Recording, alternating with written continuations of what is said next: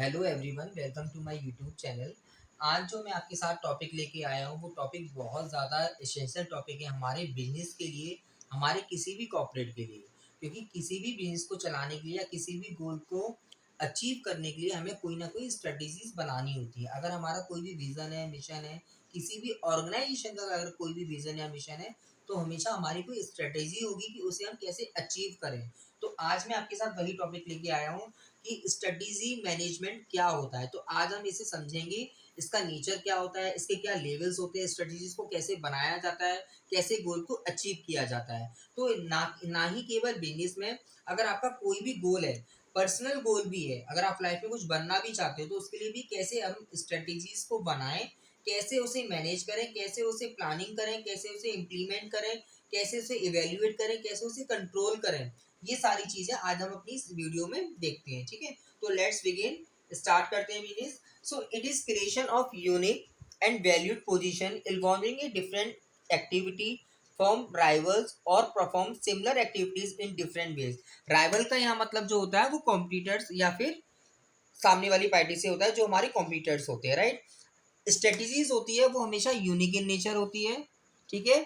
Valued position होती है, different activity होनी चाहिए। अगर आप कोई भी स्ट्रेटजीज बना रहे हैं फ्रेंड्स, तो या तो वो डिफरेंट एक्टिविटी होनी चाहिए जो सामने वाला नहीं कर रहा हो, या मान लीजिए आप सेम एक्टिविटी परफॉर्म भी कर रहे हैं। मान लीजिए अगर आप सेम एक्टिविटी परफॉर्म कर रहे हैं तो डिफरेंट वे में होना चाहिए। मतलब आपका जो करने का तरीका होना चाहिए सेम काम को, वो थोड़ा सा डिफरेंट होना चाहिए। लेट्स फॉर एन एग्जांपल कि मान लीजिए कि मुझे कहीं भी जाना है, मान लीजिए मुझे दिल्ली जाना है, ठीक है। तो दिल्ली जाने का अगर रूट वही है, मगर मुझे डिफरेंट वे चूज करना पड़ेगा कि मैं मथुरा होते हुए जाऊं या मैं नोएडा एक्सप्रेस वे पकड़ के जाऊं, है ना। तो मतलब ये बहुत लेमैन एग्जाम्पल दिया है मैंने आपको। जैसे ही हमें कोई भी गोल ओरिएंटेड है, हमारा हमारा कोई गोल है कि मुझे ये अचीव करना है, तो उसके लिए हम स्ट्रेटजीज बनाएंगे ना। सामने वाला जो हमारा कॉम्पिटिटर है वो भी उस गोल को अचीव करना चाह रहा है, या मान लीजिए सेम प्रोडक्ट है, आपका जो नेचर ऑफ प्रोडक्ट है दोनों कंपनी का सेम है, बट आपका क्या होना चाहिए, उसको अचीव करने के लिए जो आपका गोल होना चाहिए, जो आपका रास्ता होना चाहिए, वो डिफरेंट होना चाहिए। जैसे फॉर एन एग्जांपल आप एसी बनाते हो, सामने वाला कंपनी भी एसी बनाता है, बट आपको डिफरेंट होना है। वो आप क्या करोगे, आप अपनी सर्विस पार्ट को डिफरेंट कर लोगे। एसी आप दोनों बना रहे हो, बट आप क्या करोगे, डिफरेंट वे के लिए आप अपनी सर्विस को थोड़ा सा यूनिक बनाओगे, है ना। जैसे सेल्स आफ्टर सर्विस होती है ना, उसे आप थोड़ा सा यूनिक कर दोगे। मान लीजिए वो 2 साल की वारंटी दे रहा है, आपने 5 साल की वारंटी दे दी, उसमें इन्वर्टर का फीचर नहीं है, आपने इन्वर्टर का फीचर दे दिया। तो ये सारी चीजें होती हैं जो आपको यूनिक बनाती हैं।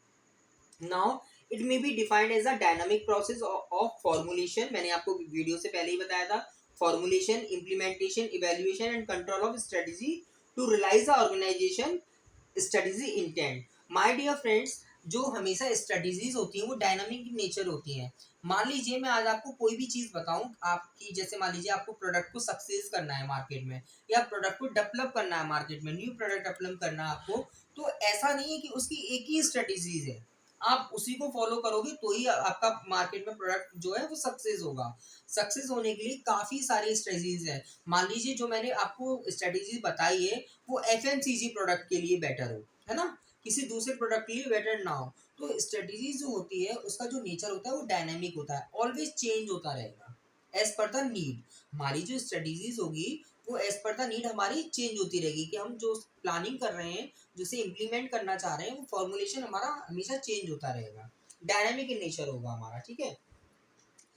किसी भी गोल को अचीव करने के लिए, हमारे विजन मिशन को अगर आप अचीव करना चाह रहे हो, तो हमारी स्ट्रेटेजी का फॉर्मुलेशन होना बहुत मतलब इंपॉर्टेंट है। आप अच्छी से अच्छी स्ट्रेटेजी फॉलो करोगे, फॉर्मुलेट करोगे, तो उतना ही बेटर आपका इम्प्लीमेंटेशन होगा। जितना अच्छा आपका इम्प्लीमेंटेशन होगा उतनी ही अच्छी आपकी इवेल्युएशन होगी। और जब आप उसे कंट्रोल करोगे, यानी कि आप अपना रिजल्ट को देखोगे ना, कि कंट्रोल करके कि मेरा रिजल्ट क्या आया, तो हो सकता है आपको डिफिकल्टीज कम से कम आए, क्योंकि आपका फॉर्मुलेशन बहुत अच्छा था, आपका इम्प्लीमेंटेशन उतना अच्छा हुआ। आपने जब इवेल्युएट किया तो उसमें कंट्रोल करने की हो सकता है नीड ही ना हो, है ना, कि आप जो करना चाहते थे वो एक बार में अच्छे से हो गया। मगर समटाइम क्या होता है कि ऐसे ऐसे इन्वायरमेंटल इफेक्ट्स आते हैं, जब हम देखते हैं, स्कैनिंग करते हैं इन्वायरमेंट की, कि हमने फॉर्मुलेशन बहुत अच्छा किया, इम्प्लीमेंटेशन हो गया, but on the same time कुछ चेंज हो गया इन्वायरमेंट में।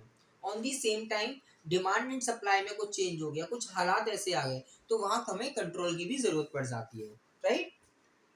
अगर मैं नेचर की बात करूं कि हमारी स्ट्रेटजीज का नेचर क्या होता है, सो ऑनगोइंग प्रोसेस होता है, हमेशा चलता रहता है स्ट्रेटजी का। ऐसा नहीं कि आपने एक बार कोई स्ट्रेटजी बनाई, दैट्स इट, ऐसा बिल्कुल भी नहीं होगा। आपको स्ट्रेटजीज बनाते रहने चाहिए अगर आप अपने मार्केट में इमेज क्रिएट करना चाह रहे हो, अगर आप प्रॉफिटेबल बिजनेस करना चाह रहे हो। It is on going process, right. Now उसके बाद है हमारा डायनेमिक। आई टोल्ड यू कि डायनेमिक क्या होता है, हमेशा डायनेमिक इन नेचर होता है, स्टैटिक नहीं रहना है आपको बिल्कुल भी। स्ट्रेटजीज के साथ आपको कुछ ना कुछ बदलाव करना है, कुछ ना कुछ चेंज लेके आना है, इम्प्लीमेंट मतलब नीड के अकॉर्डिंग आपको चेंज करना है। ऐसा नहीं कि आज आपका मन आया आपने चेंज कर दिया, नहीं, as per the need you should have to change your strategies, right. उसके बाद है हायरार्किकल। इसमें क्या होता है, ये सारे लेवल के लिए होता है, टॉप लेवल हो गया, मिड लेवल हो गया, या ग्राउंड लेवल हो गया। ऐसा नहीं सिर्फ टॉप लेवल वाले जो बंदे होंगे वो ही स्ट्रेटजी मैनेजमेंट कर सकते हैं, या उनको ही स्ट्रेटजी फॉलो कर सकते हैं, या वही स्ट्रेटजी बना सकते हैं, नहीं।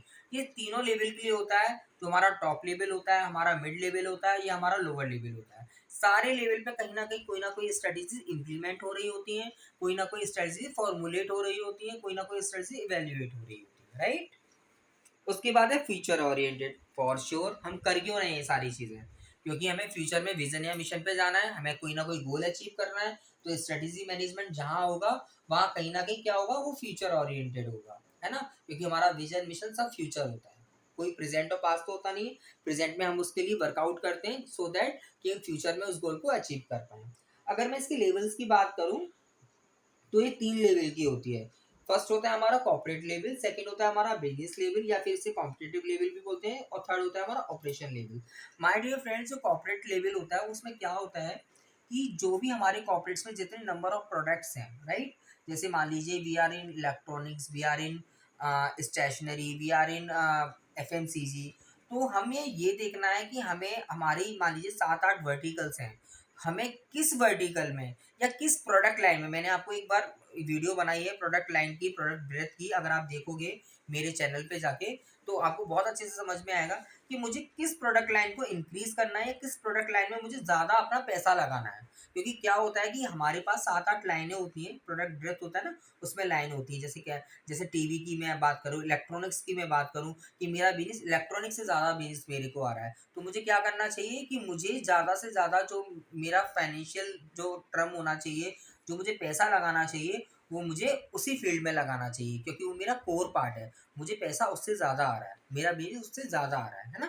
तो ये कॉर्पोरेट लेवल की जो स्ट्रेटजीज होती हैं वो वही काम करती हैं, वो ये बताती हैं या हम उनके लिए स्ट्रेटजीज बनाते हैं कि हमें पैसा अपना लगाना कहाँ है, राइट।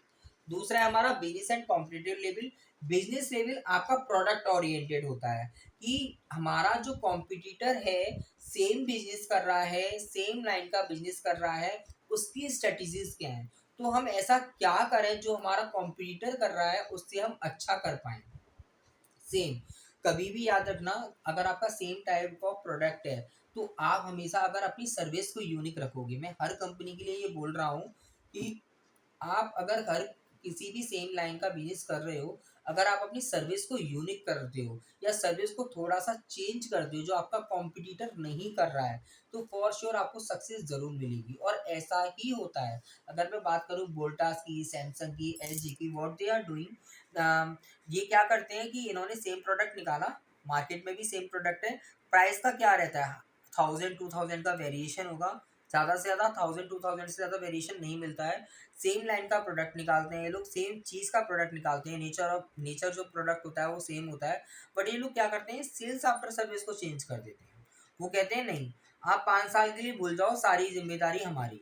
जैसे एसी की अगर मैं बात करूँ, आप 5 साल के लिए भूल जाओ, सारी जिम्मेदारी हमारी। अभी एक नया कंपनी ने एसी निकाला है, उन्होंने क्या करा, लीकेज को रिमूव कर दिया है कि अगर 5 ईयर्स तक कोई भी लीकेज होता है तो वो हमारी जिम्मेदारी है, क्योंकि क्या होता है एसी में सबसे ज़्यादा लीकेज का इश्यूज आता है, राइट। तो ये हमारा बिजनेस लेवल और कॉम्पिटिटिव लेवल का हमारा स्ट्रेटजीज होता है ना। उसके बाद है ऑपरेशन लेवल। ऑपरेशन लेवल में क्या होता है कि आपका जैसे आपका जो कंपनी है उसमें क्या होगा,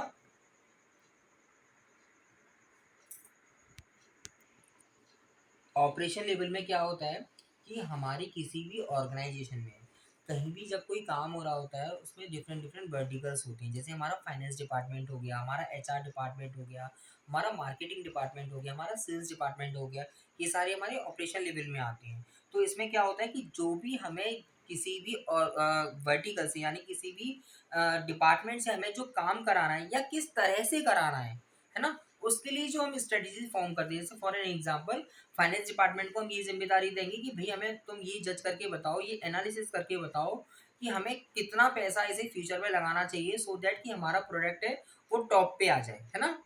मार्केटिंग से हम बोलेंगे कि आप ऐसी कोई भी एडवर्टाइजमेंट की स्कीम निकालो या ऐसे प्रमोशन की स्ट्रेटेजीज निकालो कि हमारा प्रोडक्ट बहुत अच्छा हो जाए, मार्केट में उसका नाम हो जाए। सेल से बोलेंगे कि आप कुछ भी करो, आप कैसे भी करके ऐसी स्ट्रेटेजीज बनाओ सेल्स के लिए कि हमारा ही प्रोडक्ट बिके मार्केट में। ठीक है। दूसरी चीज, आपको सेल्स करके डालनी है, आपने हो सकता है उसमें कोई कमीशन लगा दिया, ये चीजें लगा दी, सारी सेल्स स्ट्रेटेजीज होती हैं। दूसरा, एचआर वालों बंदों से बोला जाएगा कि भाई ये प्रोडक्ट हमारा डेवलप हुआ है या हम इस चीज को बेचना चाह रहे हैं, अब हमारे लिए ऐसे बंदे ढूंढ के लाओ जो इसके कैपेबल हो, है ना। या ऐसा कोई प्लान बनाओ, ऐसे कोई फ्रिज बेनिफिट्स बताओ ये कि हमारे लिए लोग काम करें, है ना। तो ये क्या है, छोटी छोटी जिम्मेदारियां होती हैं, मगर उसमें क्या है, हमें एक स्ट्रेटेजीज फॉर्म करनी होती है। बस जब हम स्ट्रेटेजीज फॉर्म करते हैं तो उसको ही हमें इम्प्लीमेंट करना पड़ता है, और उसको ही हमें इम्प्लीमेंट करने के बाद हमें क्या करना होता है, इवेल्युएट करना होता है। अगर हमारी कहीं भी गड़बड़ हो रही है तो हमें कंट्रोल भी करना है। तो ऑपरेशन में क्या होता है, HR department, finance department, marketing department, sales department, और आपका अगर मैं लॉजिस्टिक डिपार्टमेंट है, ये सारी चीज़ें क्या होती हैं, ये सारी चीज़ें ऑपरेशन डिपार्टमेंट में आती है। उनके लिए डिफरेंट डिफरेंट स्ट्रेटेजीज होती हैं, है ना। So my dear friends, this is all about the strategies management today. So I hope you like this video. If you like this video, please like my video and subscribe to my channel. और ऐसी ही video मैं आपके साथ share करता रहूँगा, अपना experience share करता रहूँगा। और दूसरी चीज़ मैं आपको बता दूँ, अगर आप जॉब ढूंढ रहे हैं किसी भी रिटेल फील्ड में या किसी भी पर्टिकुलर मार्केटिंग फील्ड में, तो प्लीज़ आप मुझे अपना जो सीवी है वो कमेंट बॉक्स में ड्रॉप कर सकते हैं। मैंने इसके लिए स्पेशल एक वीडियो बनाई हुई है, आप उसे चेकआउट भी कर सकते हैं। आप उस पर भी मुझे सेंड कर सकते हैं अपना CV. Thank you so much.